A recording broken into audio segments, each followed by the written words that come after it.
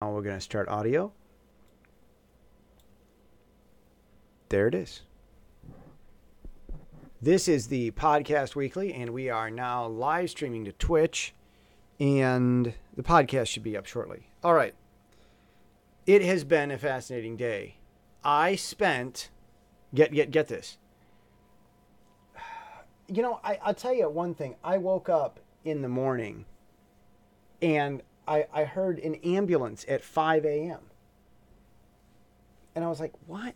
Why? You know. So I did some computer coding stuff, and I went out to pray. And typically, I should pray I get up at 5 and pray. And I did my computer coding before I did my praying. And I kind of, I prayed a little bit before. But so anyhow, I went outside to get an energy drink. And it was about 6 a.m. And there was this traffic accident the police were investigating. They'd been investigating it for like an hour. And it's a small little thing. I think a car hit a scooter. Anyhow, there had been sirens running all day. It's been kind of a crazy day. So I literally spent 2 hours trying to adjust the color on my webcam, which I use for the Pacific Daily Times podcasts. It's very important for those. Well, not the podcast, the YouTube channel. I spent a significant amount of time getting that just right, and I couldn't get it right. And after 2 hours of trying to get the color right, I found out that I was in the wrong setting. Yeah, I was in the color key setting, and I should have been in the chroma key setting. Who knew that there was a difference? Well, so in OBS defense, it was operator error. But I want to say this, and this is a thing, okay? This is a thing. I was irritated with OBS for not letting me just put in the hex code for the color. You shouldn't have to only choose on the color wheel. If you've got the correct numbers and coordinates for a color, you should be able to just do that. Okay. I want to explain something here about my life as a coder, because I spent all Sunday coding, and I'm working on getting the InkVerb webmail server able to do VPN over at verb.ink. I'm working on trying to get those servers able to do that.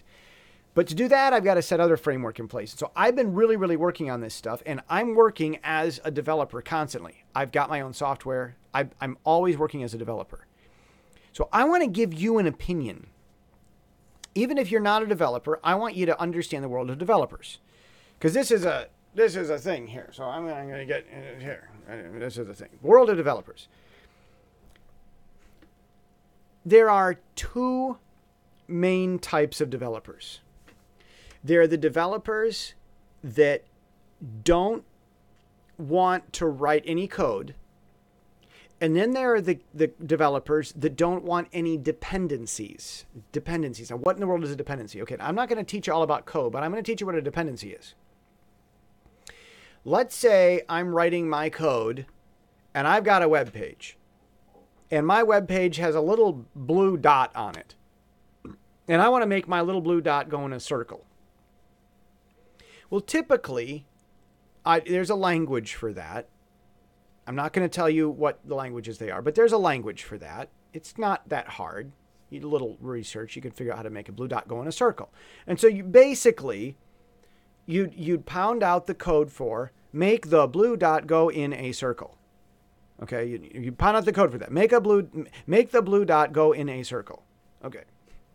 But let's say that I don't want to do that. I'm one of the lazy, well, I don't want to accuse anybody, but I'm one of the other types of developers. And so I don't want to type out make the blue dot go in a circle. I want to just type out dot circle. That's what I want to type out. Okay, well that's understandable, but here's the thing. In order for me to just be able to type dot circle, for my little blue dot to go in a circle, I've got to download and install a whole other program. We call it a library. It's a programs program. It's a program to run the program.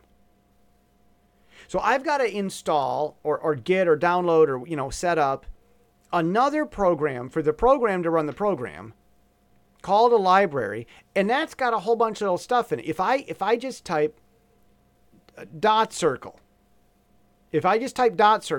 then this other library, we'll call it the movement library. It's got a whole bunch of those things. You do dot circle, and it will say, make the blue dot go in a circle. And it will pound out all that code for you. And it's got lots and lots of code like this, and dot circle is one of them. Okay, so I'm lazy, and I want to install this program to run the program called a library, because I want to type dot circle instead of make the circle, or make the dot go in a circle, make the blue dot go in a circle. So that's how that works. Okay, so here's the problem. What happens? Well, first of all, this library called Movement, the Movement Library, this program that runs that's run by the program, it's enormous. It's big. It's another thing to download. It's another step to installing. So people can't just install my software. They've also got to install this other thing too. And no, if I put it into my software to install it, it makes my software a whole lot bigger, and it takes more time for people to set up. It's a headache for everybody, me and the user. Okay, so that aside, what happens when the movement library changes and it's no longer dot circle? They think dot circle is too big. It's going to be dot cir, dot CIR, dot cir, CIR for circle. Because circle, the CLE at the end takes too much time, and they want everything short. We made it better. So dot circle doesn't work anymore. Now you got to type dot cir. It's that easy. Oh, great. Now my program doesn't work because that dependency library changed. Okay, that is what's wrong with most computer programs. When the internet has a problem, or when like a website doesn't load right, or your software has some weird glitch and there's a bug in it, it's usually something like that going on. And there are these programmers that get all these dependency libraries. They don't want to write the code themselves, which isn't that hard. But they want to use this cheap little cute, adorable, cuddly little shortcut that'll grow up into this big hairy monster. And they want to use that to make their website do all this normal stuff. One of the biggest ones of those is Microsoft, the Microsoft library. It does amazing, wonderful, beautiful stuff, but it's easy to hack into. There was a company that I have an account with, and that recently got hacked into. And of course, I have my guesses as to what software they're running. So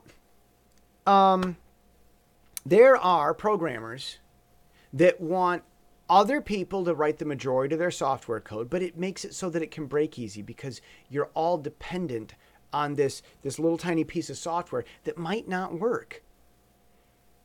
But then there are the other type of programmers. They don't want to use many libraries, and they want as few dependencies as possible. They want to write as much stuff themselves as possible so that when those libraries change and get updated, it's not going to affect them because they don't use those libraries. And it's less headache to install. You don't have to download half of the internet just to do one little tiny thing. You don't have to have a sledgehammer crick to your house so you can shack a nut. You don't have to ship a sledgehammer to your house so you can crack a nut. So that's the thing is this. Okay, this is my thing about this. I'm sort of thinking that the people that write stuff based on the dependency libraries probably tend to be liberals or Sunday morning types, and the people that do it all themselves probably conservatives and maybe not hyper involved with Sunday morning. That is, if they're Christians. I'm just kind of thinking because it's all kind of related there. I guess we're done for the day. All right. Audio stopped, and we're going to stop the live stream.